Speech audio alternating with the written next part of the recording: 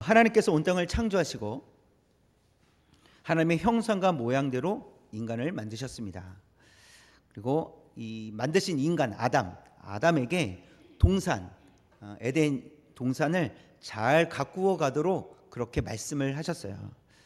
좀 상상을 더해서 그냥 생각을 해보면 하나님께서 아마도 이 아담과 함께 이 동산을 거니셨을 거예요.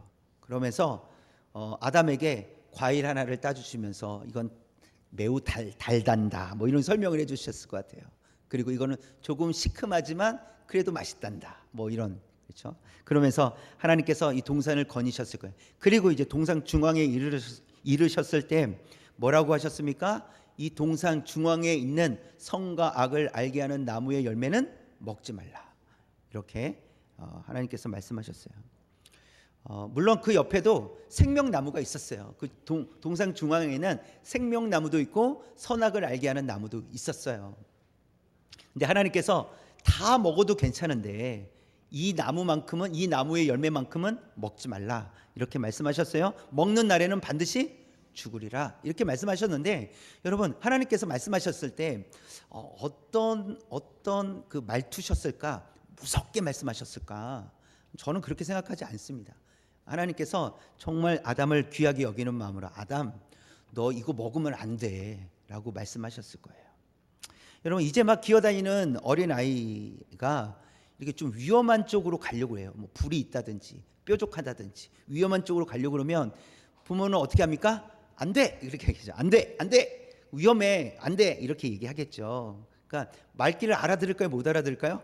못 알아들어요. 그런데요, 평소에 이 엄마가 하는 말투가 아니라서 안 돼! 그러면요, 한 번 좀 쳐다봅니다. 애기도 한 번 좀 쳐다봐요. 그리고 다시 자기 길 갑니다. 그렇죠? 못 알아들어요. 알지 못해요. 그래서 계속 위험한 쪽으로 가면 어떻게 하죠? 그 아이를 안전한 곳으로 이동시켜 놓습니다. 그렇죠? 이것이 부모의 마음이죠. 그러나 이 아담과 하와는요, 이런 어린 아이와 같지 않았다라는 거예요. 이미 하나님께서 창조하실 때 어린아이로 창조하셨어요? 성인으로 창조하셨어요? 성인으로 창조하셨어요. 그렇기 때문에 하나님 말씀을 다 알아들을 수 있는 사람들이었어요. 하나님의 말씀을 다 알아들을 수 있을 뿐만 아니라 스스로 피할 수 있는 능력까지 있었어요. 그래서 하나님께서는 할 수 없는 것을 요구하신 것이 아니라 충분히 할 수 있는 것을 아담에게 말씀하신 거예요. 그러나 어떻게 되었습니까? 아담과 하와는 불순종하게 돼요. 먹지 말라고 했던 선악을 알게 하는 나무의 열매를 따서 먹게 됩니다. 그리고 에덴 동산에서 쫓겨나게 돼요. 벌을 받은 거죠. 보세요. 하나님께서 은혜를 베풀어 주셔서 천지를 창조하시고 아름답게 만들어 놓으신 이후에 아담을 지으셨어요. 하와를 지으셨어요. 이것은 하나님께서 아담과 하와에게 주신 은혜란 말이죠. 그래서 그렇게 잘 살아가면 되는데 문제는 하나님의 명령에 불순종했다라는 거예요. 그리고 쫓겨나게 됩니다. 그럼에도 불구하고 하나님께서는 긍휼을 베풀어 주셔서 그들을 완전히 버리지 아니하시고 살 길을 열어 주셨는데요. 물론 이 아담과 하와의 사이 속에서 이 가인과 같은 아들이 태어납니다. 가인은 동생 아벨을 죽이죠. 그래서 그런 가인과 같은 아들도 있지만 아벨과 같은 아들도 주셨다라는 거예요. 그러니까 아벨은 하나님께 온전히 예배하는 사람이었어요. 그런데 가인에 의해서 죽게 되잖아요. 그 이후에 누가 태어나요? 셋이라는 아들이 태어나요. 그래서 그 셋이라는 아들이 아벨을 이어서 그 영성을 이어서 예배 공동체로 이어져 갑니다. 그 말은 아담과 하와가 불순종하여 죄를 범하여서 쫓겨나긴 했지만 하나님께서 계속해서 예배 공동체가 형성될 수 있도록 은혜를 베풀어 주셨다. 긍휼을 베풀어 주셨다라는 것을 말씀해 줍니다. 오늘은 이렇게 은혜를 베풀어 주신 하나님, 불순종하는 인간, 그럼에도 불구하고 긍휼을 베풀어 주신 하나님에 대한 이야기를 함께 오늘 본문을 통해서 나누도록 하겠습니다. 그래서 첫 번째, 은혜입니다. 은혜. 창조는 하나님의 선물입니다. 창조, 만들어 놓으신 온 땅을 창조하신 것, 그것은 하나님의 선물이에요. 하나님의 형상과 모양대로 지음받은 인간에게 주신 하나님의 선물이라고 할 수 있습니다. 에베소서에서 보니까 이 하나님의 선물을 이렇게 표현하고 있어요. 은혜에 의하여 받은 구원이라고 있어요. 은혜에 의해서. 그래서 은혜라는 것은 곧 하나님의 선물이다라는 거예요. 그 은혜가 어떤 의미가 있습니까? 도저히 받을 수 없는 것을 받은 것이 은혜예요. 그래서 도저히 받을 수 없는 것을 받게 되었으니 그것이 하나님의 선물이다라는 거예요. 그래서 하나님의 은혜는 선물이다라고 말씀하십니다. 오늘 읽은 6절 말씀에서 보면 하나님께서 창조하셨다, 그리고 창조하신 세계를 보존하신다, 이런 내용을 다루고 있어요. 그리고 그것을 언급하면서 창조를 통해 이스라엘 백성들에게 주신 땅이 하나님의 선물임을 말씀하고 계시는 거예요. 하나님께서 창조하셨고 보존하시는데 그 땅을 이스라엘 백성들에게 주셨어요. 그것 자체가 하나님의 선물이다, 이렇게 말씀하세요.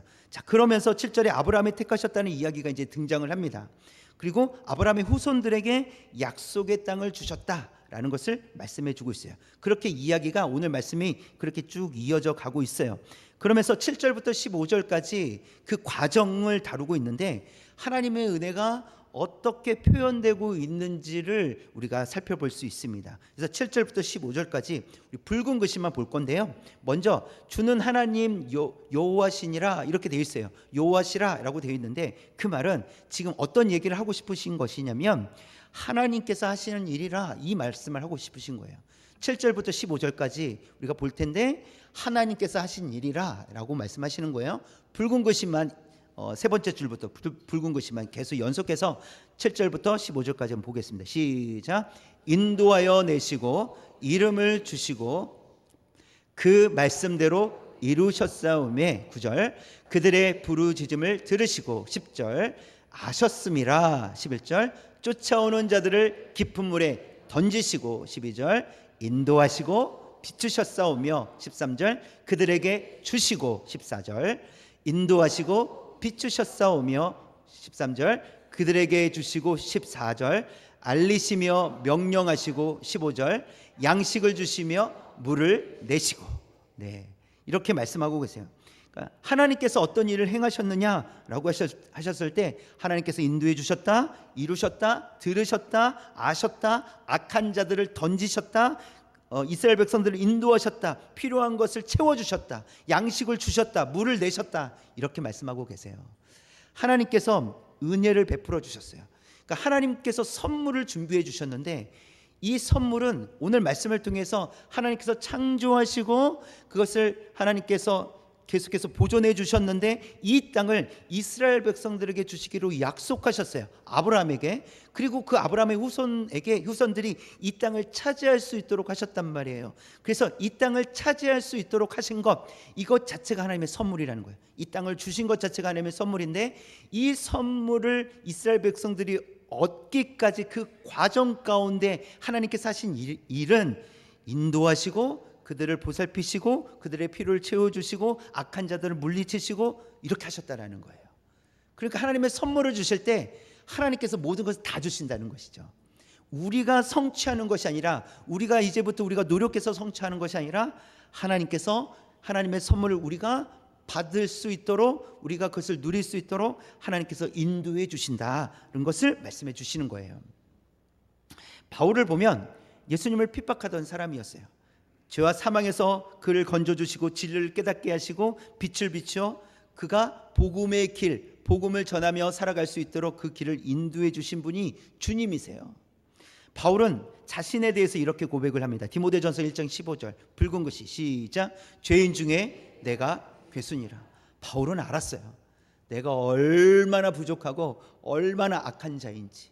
하나님의 은혜가 없으면 도저히 갱신되지 않는, 새롭게 되지 못하는 그런 죄인 중에 가장 큰 죄인이 저입니다 라고 바울은 고백하는 거예요. 그런데 이렇게 고백할 수 있는 이유가 무엇이냐면 하나님의 은혜를 맛보았기 때문이라는 사실입니다. 하나님의 은혜 때문이라는 거예요. 그냥 비관적으로 나는 안 돼, 나는 악한 자야, 이것이 아니라 하나님의 은혜를 알게 되었을 때 하나님 앞에서 얼마나 큰 죄인인지. 그래서 또 한 가지는 무엇을 이야기하는 것이냐면 하나님의 은혜 없이는 살아갈 수 없습니다. 전적인 하나님의 제 자체가 하나님의 은혜입니다 라고 지금 고백하는 거나 마찬가지입니다. 아브라함은 어떻습니까? 아브라함은 우상을 제작하며 살았던 사람입니다. 세상 속에서 그냥 세상에 파묻혀 있었던 사람이에요. 그를 하나님께서 이렇게 건져 주셔서 너 내가 지시할 땅으로 가라 이렇게 말씀하신 거예요. 아브라함을 부르셨고 하나님 나라, 이스라엘 역사에서 하나님 나라 백성 1호가 되게 하셨어요.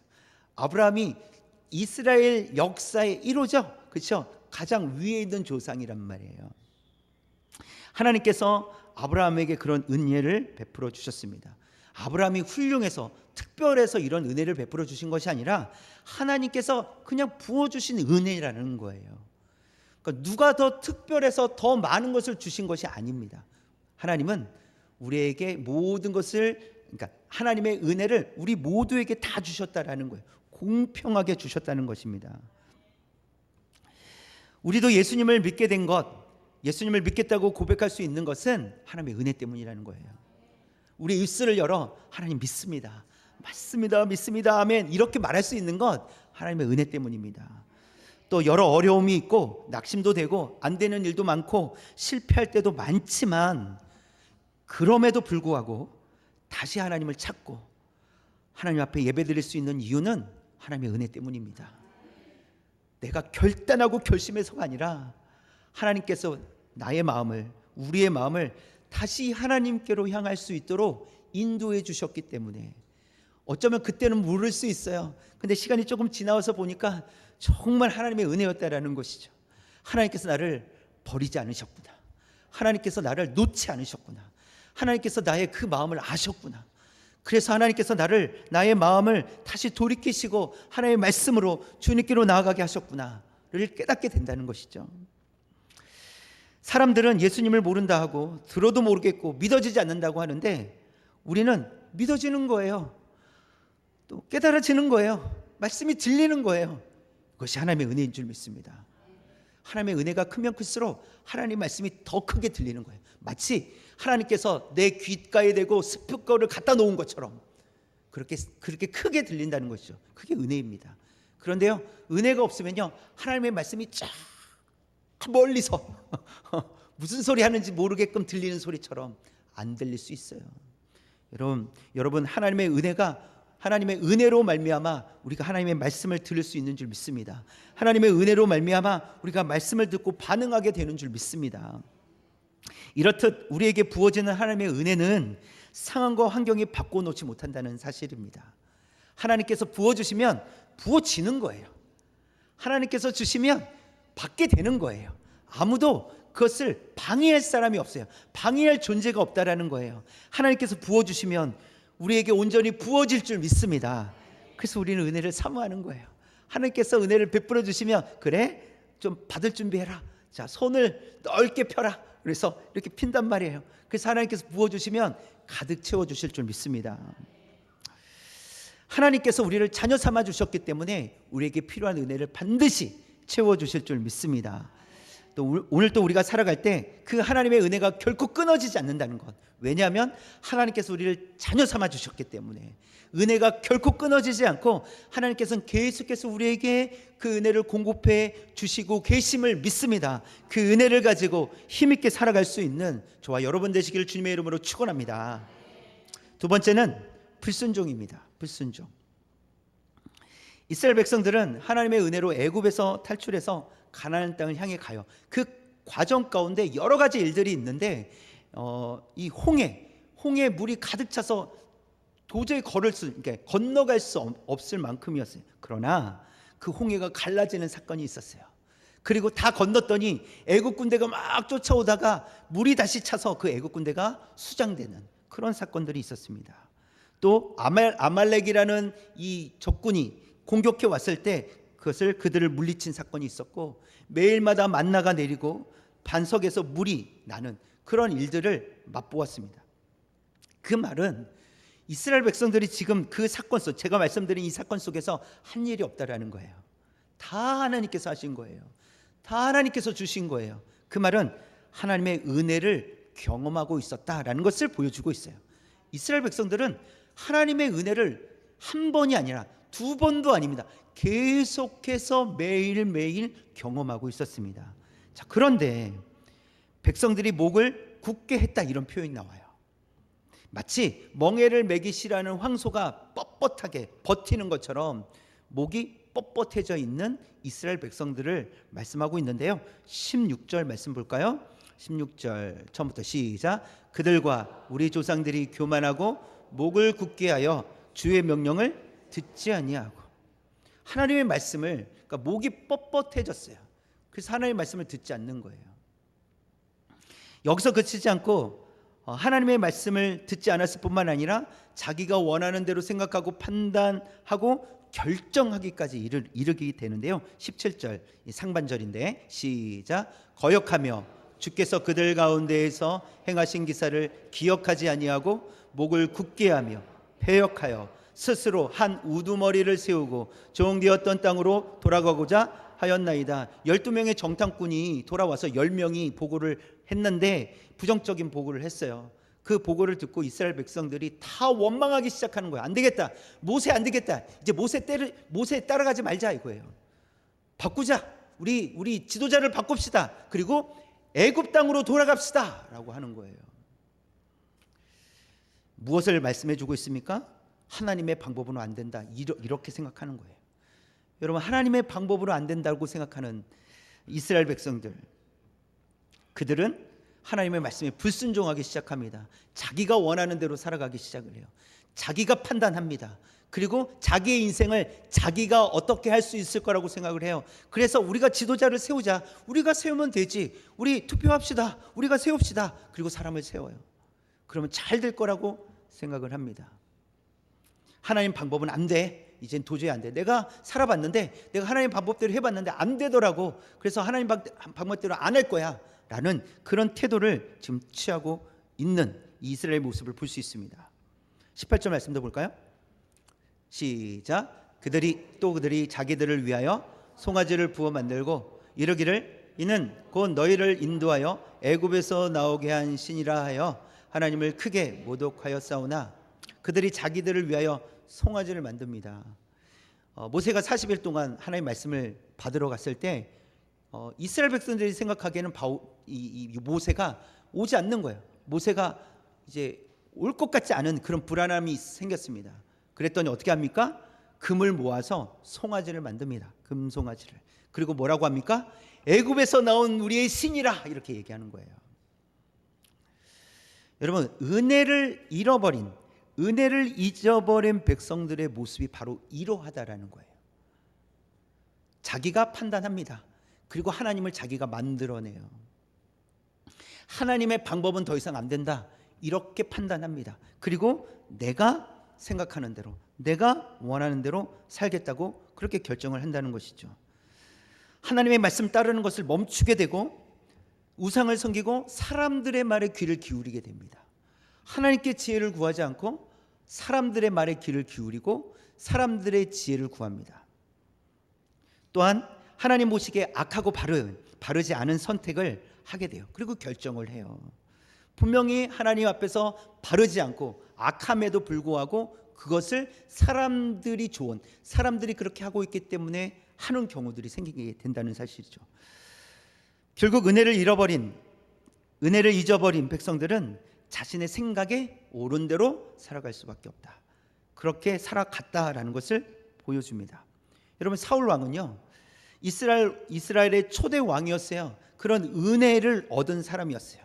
이스라엘의 초대 왕으로서 하나님의 은혜를 입은 사람이었어요. 그러나 그 은혜를 잃어버리게 돼요.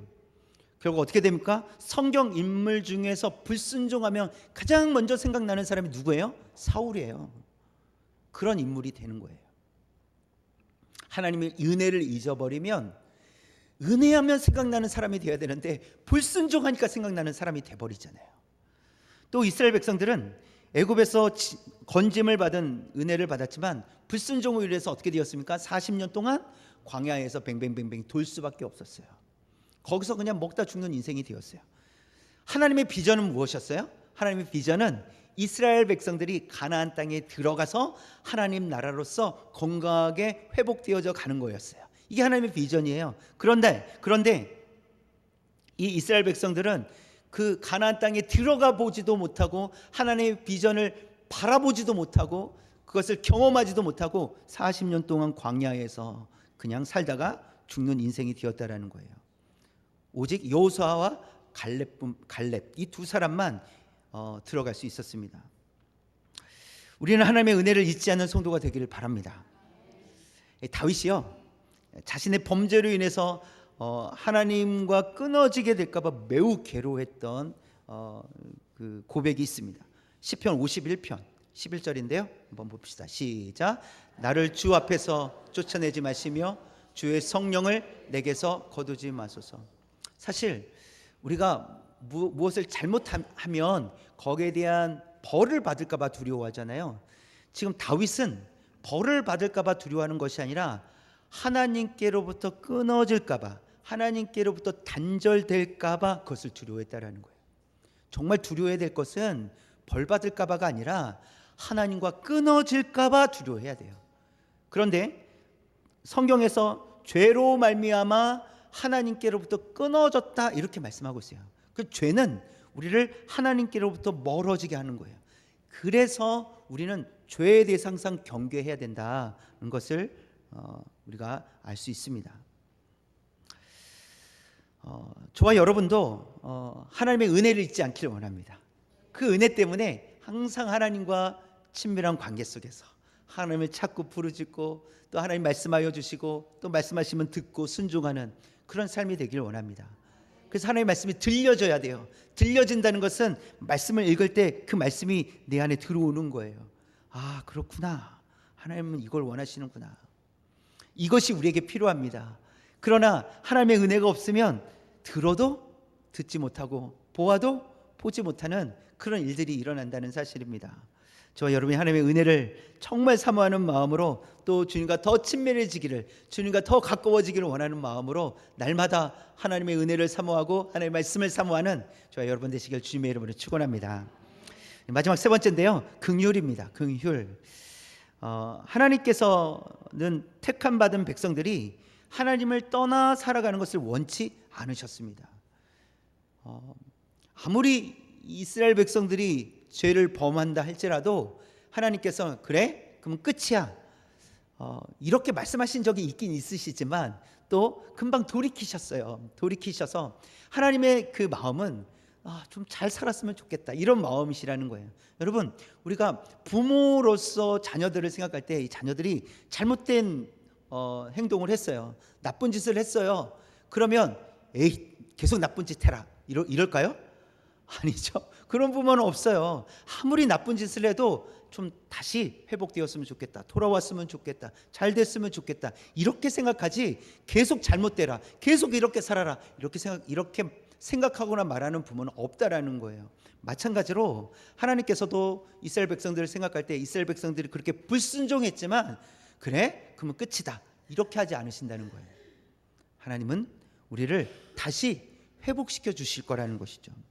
그래서 성경에는 이런 표현들이 있습니다. 마태복음 23장 37절에 있는 말씀인데 붉은 글씨만 볼게요. 시작. 암탉이 그 새끼를 날개 아래에 모음같이 내가 내 자녀를 모으려 한 일이 몇 번이더냐. 그러나 너희가 원하지 아니하였도다. 하나님께서는 계속해서 모으려고 하시는데 그런데 그들이 원하지 않았다. 이스라엘 백성들이 원하지 않았다 라고 지금 말씀하시는 겁니다. 그러나 하나님께서는 어떻게 말씀하세요? 내가 몇 번이나 이 한 일이 몇 번이더냐. 계속해서 반복적으로 하나님께서는 모으셨다라는 걸 회복시키시기 위하여 모으셨다라는 거예요. 또 이사야 48장 17절 볼까요?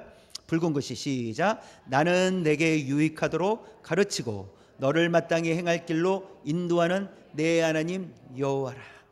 하나님께서는 우리에게 가르쳐 주신다는 거예요. 인도해 주신다는 거예요. 그래서 하나님께서는 우리가 바른 길을 갈 수 있도록, 믿음의 길을 갈 수 있도록 계속해서 우리에게 가르쳐 주시고 말씀하신다는 거예요. 너 그 길로 가면 안 된다. 돌이켜야 돼. 오른쪽으로 조금 더, 오른쪽으로. 이런 거예요. 말씀으로 가르쳐 주신다는 거예요. 너 이 길을 계속 가다가는 크게 다친다. 그러니 돌이켜야 된다라고 하나님께서 말씀하시는 겁니다. 하나님께서는 여전히 우리의 회복을 위해서 일하고 계시는 줄 믿습니다. 또한 하나님께서 원하시는 길로 우리가 나아갈 수 있도록 그 길을 걸어갈 수 있도록 우리를 인도해 주시는 줄 믿습니다. 때로는요 하나님께서 을이신 것 같아요. 왜냐하면 그래도 내가 택한 내 백성, 내 자식인데 내가 어떻게 하나, 제 끝까지 데리고 가야지, 이런 거. 우리 부모님들 을 되실 때가 많이 계시잖아요. 어이구 내가 자식이라고 이러면서 결국은 다 들어줘요. 왜요? 사랑하는 자녀이기 때문에. 하나님의 마음이 이런 마음이시라는 것이죠. 그래서 하나님께서는 물론 징계하시고 벌을 주실 때도 있지만 그것이 우리를 회복시켜 주시기 위함이지 우리를 쳐내시기 위함이 아니라는 거예요. 결국은 우리가 바른 길로 갈 수 있도록, 믿음의 길을 갈 수 있도록 우리를 인도해 주시기 위해서 하시는 일이시다라는 겁니다. 그래서 목을 굳게 하고 금송아지를 만든 이스라엘 백성들에게 하나님은 긍휼을 베풀어 주십니다. 볼까요? 19절에 있는 말씀이에요. 붉은 글씨만 시작. 주께서는 주의 크신 긍휼로 그들을 광야에 버리지 아니하시고. 어떻게 하지 않으셨다고요? 버리지 아니하시고. 하나님께서 안 버리셨다라는 거예요. 그렇게 말을 안 듣고 원망하고 지 마음대로 하겠다고 하는데도 하나님께서는 버리지 않으셨다. 그리고 그들을 끝까지 데리고 가셨다는 것을 말씀하십니다. 17절 말씀에서도 마찬가지예요. 17절 하반절에 있는 말씀인데 시작. 그러나 주께서는 용서하시는 하나님이시라 은혜로우시며 긍휼을 여기시며 더디 노하시며 인자가 풍부하심으로 그들을 버리지 아니하셨나이다. 용서하시는 하나님, 은혜로우시며 긍휼을 베풀어 주시는 하나님. 더디 노하신다라고 했을 때 이 더디 노하다라는 이 단어는 긴 코를 의미해요. 그래서 제가 한번 설명했던 적이 있는데 그 만화에서 보면 화가 나면 어떻게 해요? 막 이러잖아요. 막 뿜어져 나오잖아요. 그렇죠? 그런 것을 의미해요. 그래서 코가 길면 어떻게 돼요? 그 뜨거운 김이 어떻게 되는 거예요? 기니까 식어서 나온다는 거예요. 그 말에 그런 의미예요. 실제로 그런 더디 노하시며가 긴 코라는 의미예요. 그래서 하나님은 식혀서 말씀하신다는 거예요. 화가 나셨는데 그것을 식힌 다음에 말씀하신다. 인자가 풍부하시다. 이렇게 말씀하십니다. 여러분, 하나님은 우리를 책망하시기보다는 사랑하기를 원하신다는 거예요. 우리를 사랑하시기 때문에 또 때로는 책망하신다는 거예요. 하나님께서 먼저 우리를 사랑하십니다. 그것이 크죠. 그래서 은혜를 베풀어 주시길 원하시고 자비를 베풀어 주시길 원하신다는 거예요. 그래서 하나님은 화가 나셔도 화를 식히시고 얘기하신 거죠. 우리도 여러분 화가 나면 바로 얘기하는 게 좋아요? 한 10분 쉬는 게 좋아요? 쉬는 게 훨씬 좋죠. 쉬면 이렇게 좀 다듬어져요. 언어도 다듬어지고 감정도 다듬어지고. 그런데 잘 안 되죠. 그렇죠? 우리가 잘 안 돼서 문제지. 하나님은 그렇게 하신다는 거예요. 하나님은 시키시고 우리에게 말씀하십니다. 아마 시키지 않으셨으면 어떻게 돼요? 우리는 끝나는 거예요. 우리는 끝나는 거예요. 우리는 죄로 말미암아 끝날 수밖에 없는데 하나님께서 어떻게 하시겠다는 거예요? 긍휼을 베풀어 주시겠다는 거예요. 이런 하나님의 은혜와 긍휼이 있었기 때문에 우리가 다시 회복될 수 있음을 믿습니다. 우리가 다시 회복될 수 있는 이유는 하나님께서 긍휼을 베풀어 주셨기 때문이라는 거예요. 그래서 이제 긍휼을 베풀어 주셔서 회복되었으니 회복된 모습으로 살아라, 이렇게 하나님께서 주님께서 말씀하시는데 이것을 요한복음 8장에 기록을 하고 있어요. 요한복음 8장 11절에 보면 붉은 글씨 시작. 나도 너를 정죄하지 아니하노니 가서 다시는 죄를 범하지 말라 하시니라. 이것은요, 가늠한 여인을 사람들이 붙잡아 왔을 때, 그리고 그 여인을 향해서 돌을 던지려고 했을 때 돌을 던지지 못하고 다 돌아간 이후에 예수님과 둘만 남았을 때 예수님께서 하신 말씀이에요. 그때 예수님께서 뭐라고 말씀하시냐면 나도 너를 정죄하지 않겠다. 그 말은 주님께서 긍휼을 베풀어 주신다 이 말이에요. 그리고 하시는 말씀이 뭐예요? 가서 다시는 죄를 범하지 말라라고 말씀하시는 것은 내가 너에게 긍휼을 베풀고 너를 회복시켰으니 이제는 가서 너는 다시 살아내라, 이렇게 말씀하시는 거예요. 이젠 너의 삶으로 돌아가서 회복된 모습으로 살아가라 라고 말씀하십니다. 즉 예수님은 우리를 향해서 이렇게 말씀하시는 거예요. 다시 시작하자, 이렇게 말씀하시는 거예요. 다시 시작하자. 그래, 실패했구나. 그래, 내가 그렇게 얘기했는데 내 말을 듣지 않더니 그렇게 되었구나. 그러나 나는 너를 사랑한단다. 내가 너를 긍휼을 베푼다. 너에게 긍휼을 베푼다. 자, 너 회복되었으니, 내가 너를 회복시켜 주었으니 이제 다시 삶의 현장으로 가라. 그리고 다시 시작하자. 하나님의 자녀로서 다시 시작하자. 그리스도의 제자로서 다시 시작하자. 내가 너와 항상 함께 하겠다. 너 지쳐서 오면 내가 너와 함께하고 내가 너를 돌봐 줄 테니, 다시 너를 회복시켜 줄 테니 괜찮다. 다시 가자. 그리고 삶의 현장에서 하나님의 자녀로, 거룩한 백성으로 살아내자. 다시 시작하자 라고 우리에게 말씀하십니다. 여러분, 어떻게 살아가시겠습니까? 하나님께서 우리에게 은혜를 베풀어 주셨습니다. 그러나 우리가 이 땅에 살아가면서 때로는 불순종의 모습들이 있어요. 그러나 주님 앞에 우리가 나아갈 때 하나님께서 우리에게 긍휼을 베풀어 주셔서 우리를 용서하시고 우리를 회복시켜 주셔서 다시 우리를 향해서 뒤에서 말씀하십니다. 자, 가라. 세상을 향해서 너의 삶의 현장으로 가서 다시 시작하자. 그리고 살아내자. 하나님의 자녀로, 거룩한 백성으로, 하나님의 자녀답게, 그리스도의 제자답게. 너 할 수 있다. 내가 너와 항상 함께하겠다. 그렇게 우리에게 은혜 베풀어 주신 하나님, 그 음성을 들으며 믿음으로 또 삶의 현장으로 나아갈 수 있는 저와 여러분 되시기를 주님의 이름으로 축원합니다.